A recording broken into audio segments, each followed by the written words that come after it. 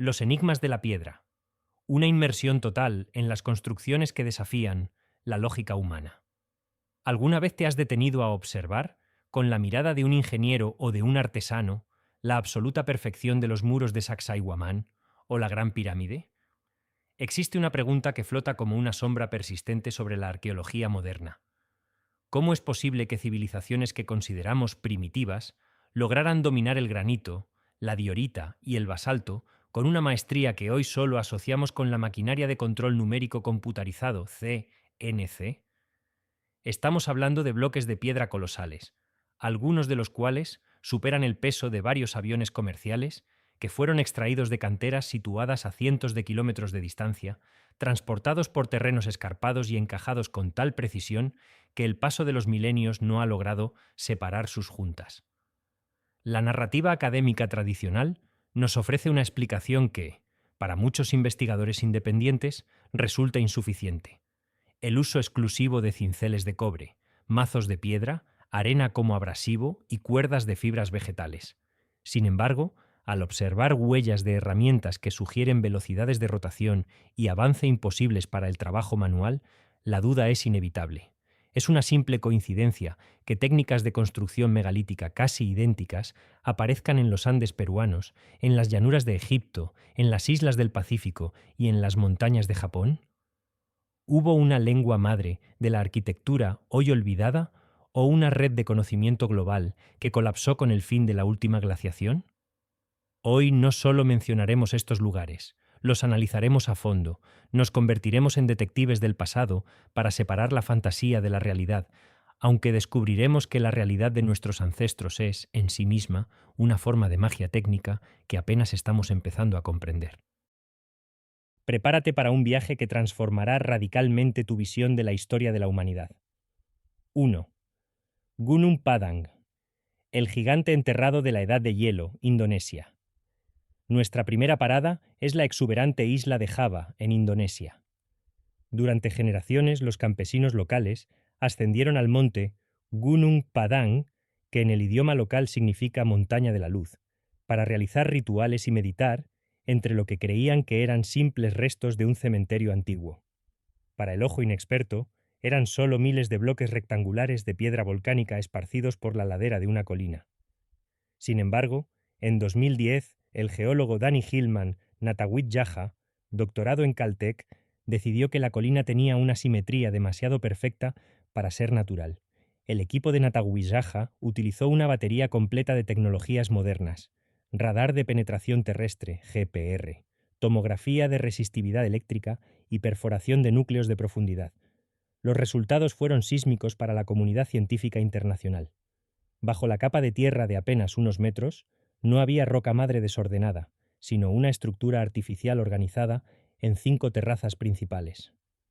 Pero el verdadero escándalo surgió con la datación por radiocarbono de las muestras de suelo y materia orgánica extraídas de las capas más profundas, a 30 metros bajo la superficie. Los resultados arrojaron fechas asombrosas: entre 16.000 y 25.000 años de antigüedad. Para que dimensionemos este dato en el contexto de la historia humana, estamos hablando de la era del Pleistoceno, el apogeo de la Edad de Hielo. En ese entonces, según el consenso histórico, el ser humano estaba en pleno Paleolítico superior, viviendo en pequeñas bandas nómadas de cazadores-recolectores. La existencia de una estructura de este volumen sugiere una organización social compleja, una jerarquía capaz de movilizar mano de obra durante siglos y un conocimiento astronómico avanzado que no encaja con la imagen de cavernícolas que tenemos de esa época. Geológicamente, los bloques son basaltos columnares, que se forman de manera natural cuando la lava se enfría y se contrae en prismas hexagonales. El ingenio de estos antiguos javaneses no fue fabricar la piedra, sino reconocer el potencial de estas columnas, transportarlas desde afloramientos lejanos y apilarlas con una orientación astronómica específica para transformar una montaña entera en un monumento.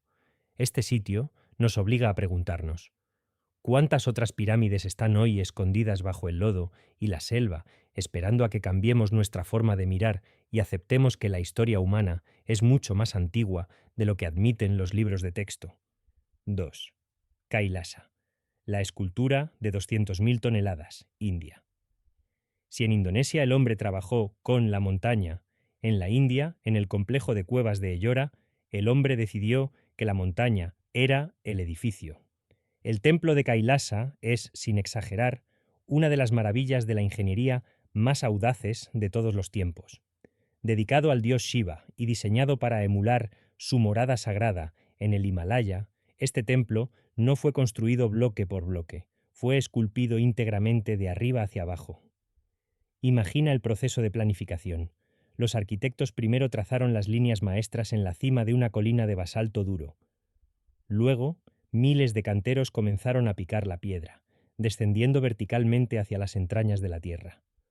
No podían cometer ni un solo error técnico. En una construcción convencional de ladrillos, si una columna se agrieta, se reemplaza. En Kailasa, si una columna se rompía mientras se tallaba, el templo entero quedaba marcado para siempre, pues todo es un único bloque de piedra unido permanentemente a la corteza terrestre. Se estima que se retiraron más de 200.000 toneladas de roca volcánica para revelar la estructura interna. El cálculo del tiempo de construcción es lo que genera más debates apasionados. Las crónicas sugieren que se completó en unos 18 a 20 años bajo el reinado del rey Krishna I. Esto implicaría que los trabajadores extrajeron, procesaron y transportaron fuera del sitio unas 30 toneladas de roca al día, trabajando sin descanso. ¿Cómo lograban tal velocidad con simples martillos y cinceles de hierro? ¿Cómo iluminaban las profundidades de las cámaras interiores sin dejar rastro de hollín en los techos? Algunos investigadores sugieren un sistema masivo de espejos de bronce pulido para reflejar la luz del sol en los rincones más oscuros. Pero más allá de la excavación masiva está la delicadeza artística que desafía la razón. El templo está cubierto de relieves que narran batallas épicas del Ramayana, con elefantes esculpidos a escala real que parecen sostener la base del edificio sobre sus lomos. La precisión es tal que los canales de drenaje de agua de lluvia, tallados en la roca madre, todavía funcionan hoy perfectamente, evitando que el templo se inunde durante el monzón. Kailasa no es solo un edificio religioso, es una prueba de que, con una visión metafísica clara y una disciplina inquebrantable, el ser humano puede esculpir la geología misma para crear un espacio de oración eterno. 3. Yonaguni, el enigma sumergido del Pacífico, Japón. En 1986, cerca de la isla de Yonaguni, en el extremo occidental de Japón, el submarinista Kihachiro Aratake buscaba un lugar seguro para observar tiburones martillo. En lugar de fauna marina, se topó con una estructura de piedra que parecía elevarse desde el abismo hasta casi la superficie. Lo que hoy conocemos como el Monumento de Yonaguni ha dividido a la comunidad científica internacional en dos bandos irreconciliables. La estructura principal mide aproximadamente 150 metros de largo por 40 de ancho y presenta lo que muchos interpretan como arquitectura deliberada. Ángulos de 90 grados perfectos, pasillos estrechos que parecen calles, escalones que parecen diseñados para dimensiones humanas y una plataforma circular que recuerda a un altar. El profesor Masaaki Kimura, geólogo marino de la Universidad de la Ryukyu, ha pasado más de 3 décadas buceando y mapeando el sitio. Según sus hallazgos, la estructura muestra marcas inequívocas de herramientas, dibujos grabados de animales e incluso lo que podrían ser caracteres de una escritura antigua. Kimura sostiene que este lugar fue una vez un puerto o un templo de una civilización desaparecida hace unos 10.000 años, cuando el nivel del mar era mucho más bajo. Sin embargo, el escepticismo geológico es feroz. El doctor Robert Schoch, famoso por su estudio sobre la erosión hídrica de la Esfinge de Giza, argumenta que Yonaguni es una formación puramente natural. La roca aquí es arenisca de grano fino con planos de estratificación muy definidos. Debido a la intensa actividad tectónica de la región, la piedra tiende a fracturarse de forma natural en líneas rectas y planos paralelos. Las fuertes corrientes submarinas habrían limpiado los sedimentos, creando la ilusión de escaleras perfectas. La verdad podría estar en una zona gris. Existe la posibilidad de que Yonaguni fuera originalmente una formación natural que los pueblos antiguos de la era glacial utilizaron y perfeccionaron. Quizás tallaron algunos pasajes o nivelaron ciertas plataformas para usos rituales. Si Yonaguni es artificial, reescribiría la historia de la navegación y el urbanismo en el Pacífico. Si es natural, nos recuerda que la naturaleza, a través de la geología y el tiempo, es capaz de crear geometrías tan asombrosas que nuestro cerebro se niega a aceptarlas como azarosas, un fenómeno conocido como pareidolia arquitectónica. 4. Derinkuyu, la ciudad búnker de la prehistoria, Turquía. Imagina que estás en tu casa en la región de Capadocia, decides derribar una pared de tu sótano para ganar un poco de espacio y tras el golpe final te encuentras con un vacío absoluto, un túnel oscuro que desciende hacia las profundidades. Esto le ocurrió a un residente local en 1963. Acababa de descubrir la entrada a Derinkuyu, una ciudad subterránea de una complejidad técnica que todavía hoy deja perplejos a los urbanistas modernos. Derinkuyu es un laberinto vertical que desciende hasta 85 metros bajo la superficie terrestre, distribuido en al menos 18 niveles distintos. No era un simple refugio para pasar una noche, era una ciudad diseñada para la vida autónoma total durante meses. Tenía establos para ganado en los niveles superiores, cocinas con sistemas de ventilación que dispersaban el humo para no ser detectados desde la superficie, prensas de vino y aceite, comedores comunitarios, capillas, pozos de agua y una escuela religiosa con techos abovedados tallados en la roca volcánica blanda. El aspecto más fascinante de Derinkuyu es su ingeniería de soporte vital. Un eje de ventilación central de más de 50 metros de profundidad proporcionaba aire fresco a todos los niveles, mientras que un sistema de pozos de agua independientes aseguraba que los habitantes tuvieran suministro incluso si los enemigos envenenaban los pozos superficiales. Las puertas de seguridad eran ingenios mecánicos, discos de piedra macizos, de hasta 500 kilos de peso, diseñados con un agujero central para disparar flechas y que solo podían bloquearse desde el interior mediante un sistema de palancas de piedra. ¿Quiénes construyeron este hormiguero humano? Las teorías varían desde los hititas, en el segundo milenio antes de Cristo, hasta los cristianos primitivos que huían de la persecución romana y más tarde de las incursiones árabes. La roca de Capadocia, el tufo volcánico, es la clave técnica. Es lo suficientemente blanda para ser tallada con herramientas manuales mientras está húmeda bajo tierra, pero se vuelve extremadamente resistente al contacto con el aire. Derinkuyu es un monumento al instinto de supervivencia, una civilización entera que decidió enterrarse para preservar su existencia, creando un mundo de sombras que funcionaba con la precisión de un reloj. 5. Nan Madol, la metrópolis de coral y basalto, Micronesia. En el remoto archipiélago de Micronesia, en la isla de Pohnpei, descansan las ruinas de Nan Madol, un lugar que desafía todas las leyes de la logística preindustrial. Es la única ciudad antigua construida íntegramente sobre un arrecife de coral vivo. Consiste en un conjunto de 92 islotes artificiales creados mediante la acumulación de columnas de basalto conectados por una red de canales que le han valido el apodo de la Venecia del Pacífico. Lo que hace que Nan Madol sea un rompecabezas arquitectónico es la naturaleza de sus materiales. Las paredes están hechas de troncos hexagonales de basalto negro. Estos prismas no fueron tallados por el hombre. Son formaciones naturales. Sin embargo, no se encuentran en el arrecife, sino en canteras situadas en el lado opuesto de la isla. Algunos de estos bloques individuales pesan más de 50 toneladas. Se estima que el peso total de la piedra transportada para construir este complejo supera las 750.000 toneladas. ¿Cómo transportaron estas masas colosales a través de densas selvas y luego sobre el agua sin el uso de la rueda, poleas metálicas o animales de carga? Los antropólogos sugieren que usaron balsas de bambú de gran flotabilidad, pero mover 50 toneladas sobre un arrecife de coral somero es una tarea casi imposible incluso hoy. La leyenda de Pompey narra que dos hermanos gemelos magos, Olosopa y Olosipa, llegaron de una tierra lejana y mediante cánticos y rituales de sonido hicieron que las piedras volaran y se colocaran solas en su lugar. Esta narrativa de levitación acústica es un tema recurrente en las tradiciones megalíticas de todo el mundo. Desde un punto de vista sociopolítico, Nan Madol era una herramienta de dominación absoluta. Los reyes de la dinastía Saudeleur obligaban a los jefes locales a residir en la ciudad acuática. Al estar rodeados de agua salada, sin fuentes de agua dulce ni tierras de cultivo, los jefes dependían totalmente del sistema de suministros controlado por el emperador. Era un sistema de vasallaje perfecto, una ciudad hermosa pero estéril que funcionaba como una prisión de lujo para la élite. Hoy el sitio está envuelto en tabúes. Los locales evitan dormir allí por temor a los espíritus de los antiguos reyes, y los científicos siguen sin explicar cómo una población tan pequeña pudo mover una montaña entera al mar. 6.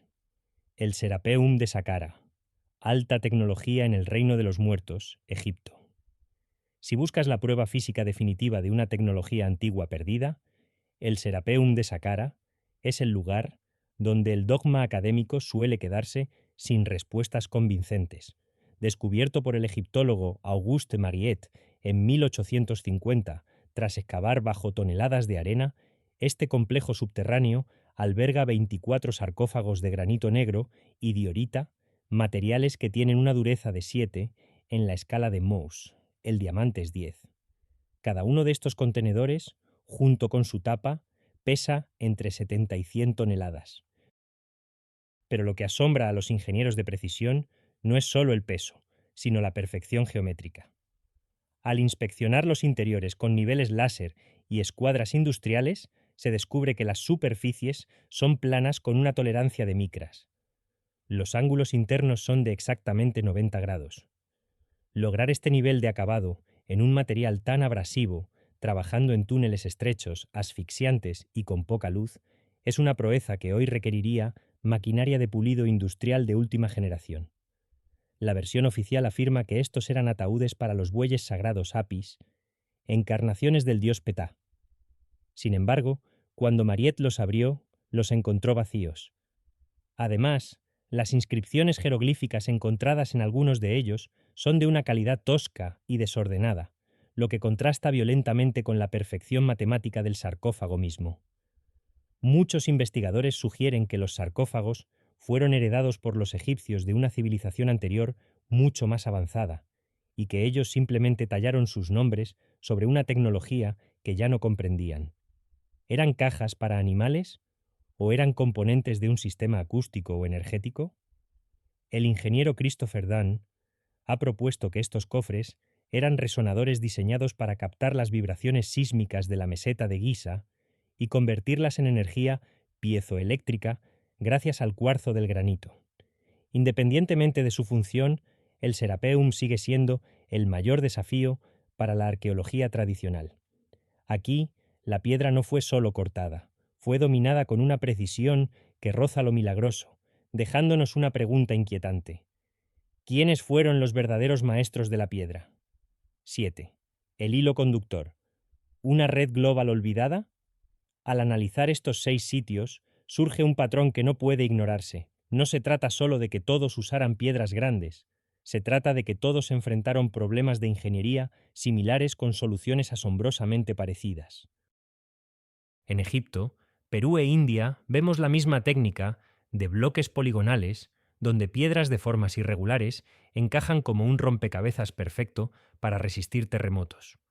En Indonesia y Micronesia vemos el uso masivo de basalto columnar transportado a distancias imposibles. Esto nos lleva a una hipótesis fascinante, la posibilidad de una civilización madre, quizás la que Platón llamó Atlántida, o la que los hindúes llaman Kumari Kandam, que floreció durante la última era glacial. Cuando el hielo se derritió hace unos 11.600 años, un evento conocido como el Dryas reciente, el nivel del mar subió más de 120 metros, sumergiendo las zonas costeras donde se habrían asentado estas culturas. Los supervivientes habrían llevado consigo el conocimiento de la arquitectura megalítica, la astronomía y la agricultura a diferentes partes del mundo, intentando reconstruir su gloria pasada. Esta teoría explicaría por qué encontramos pirámides en casi todos los continentes y por qué la astronomía antigua es tan similar en culturas que supuestamente no tenían contacto entre sí. La piedra no era solo un material de construcción, era un lenguaje.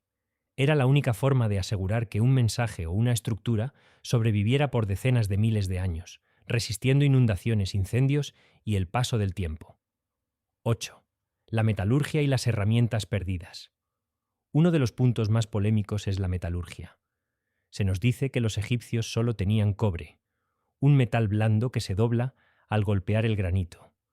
Los experimentos modernos muestran que para cortar una sola losa de granito con una sierra de cobre y arena se necesitan meses de trabajo manual y toneladas de cobre que se desgasta en el proceso. Sin embargo, vemos cortes en Egipto que tienen varios metros de profundidad y que muestran un avance de la herramienta de 2 milímetros por rotación, algo que solo logran hoy las sierras de diamante con motores de alta potencia. ¿Tenían los antiguos acceso a aleaciones de acero que se han oxidado por completo? ¿O quizás utilizaban una tecnología basada en el sonido y la resonancia? Existen leyendas en Egipto sobre barras de metal que, al ser golpeadas, emitían un tono que hacía que la piedra se volviera blanda como la arcilla. Aunque suena a ciencia ficción, la ciencia moderna está explorando la levitación acústica y la perforación ultrasónica.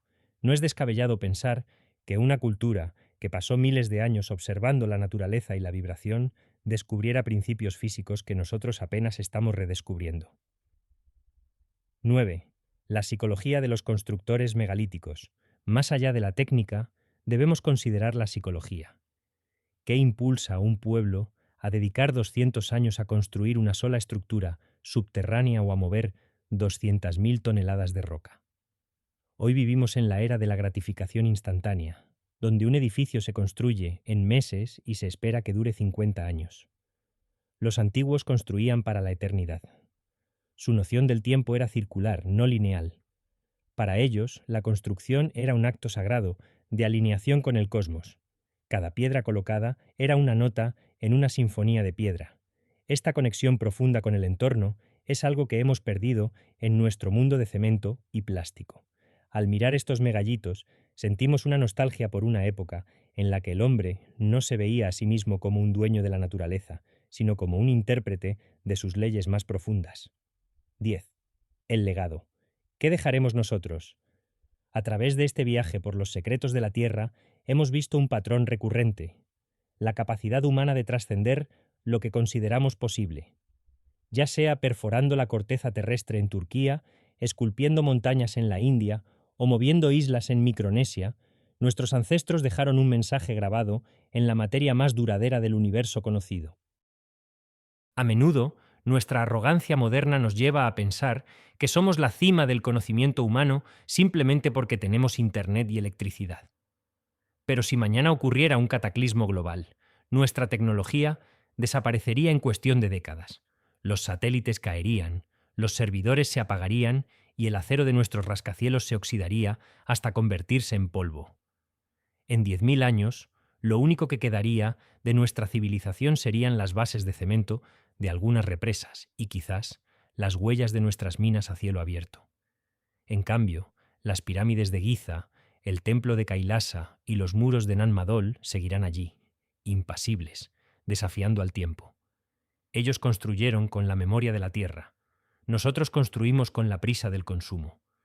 Estos sitios son recordatorios de que el potencial de la especie humana es casi infinito cuando se posee una visión colectiva y una paciencia que se mide en generaciones. Reflexión final: el despertar de la curiosidad. Hoy hemos recorrido el mundo, desde las profundidades del Serapeum hasta las terrazas de Gunung Padang. Hemos visto que la historia no es una línea recta, sino un tapiz complejo lleno de hilos perdidos. No necesitamos invocar a seres de otros mundos para explicar estas maravillas. Lo que necesitamos es reconocer la grandeza de nuestro propio pasado. La arqueología está en una nueva era dorada.